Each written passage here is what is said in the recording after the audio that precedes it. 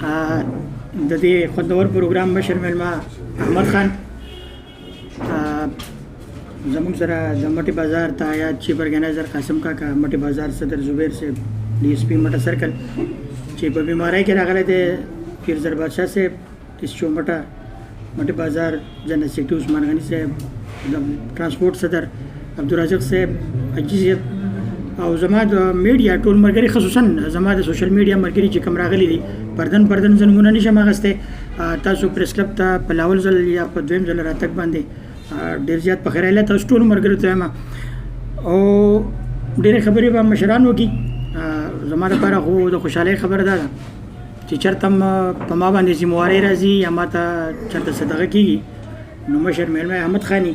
د دې مطلب دا دی چې زما بوج بیا په د باندې تاواني نو دا ډېر ښه کار کړی نگران صدر صاحب زستانه هم ډېر زیات مشکور یم د نظر نگران جنرال سیکرټري صاحب چې تاسو د الیکشن په ځای سلیکشن وکړو او د دې سره دا میلمانه راوستو خصوصا احمد خان چې دا زموږ لپاره زموږ د هر عزت موږ لا همیشه راکړی دی او د مټي پریس کلب اعزازي ممبر دی د 2005 خبره چې کله دراني صاحب راته نوم د ورته ویلکم کړو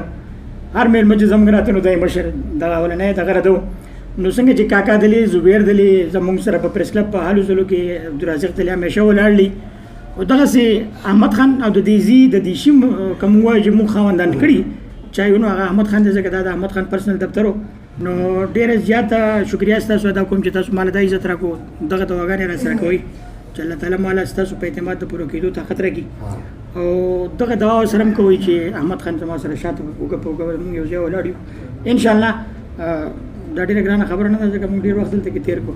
او دا ډیره اسانه خبرې دي چې ویکو او د دې په اعتماد باندې پوره شو او چې کله د پیر صاحب دواي مریدان نه خرابېږي تاسو ډیره زیاته مهرباني ټول یو جهان مننه زه د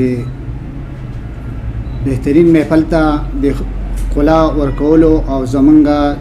نوې کابینې ته دا پټکې پسرول د دې عزت د دې خلا زمون خپل خان دی چې همیشه د پریس کلب لا وی ډیر لوی عزت ورکړی دی په کم خاوره په دې کم ځای چې موږ ولاړو دا هم د دوی پراپرټي ده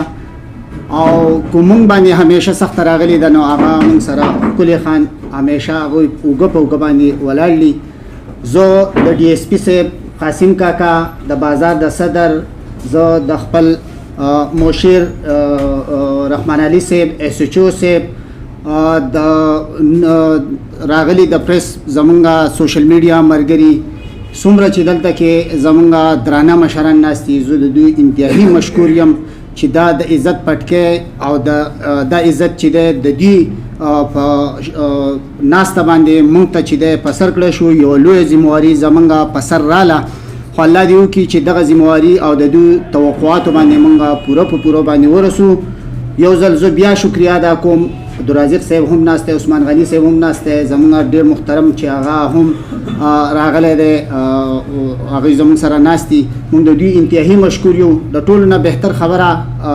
دا ده چې دوی خپل قیمتي ټایم موږ له راکړو د قیمتي ټایم چې دی دا د ټولو نه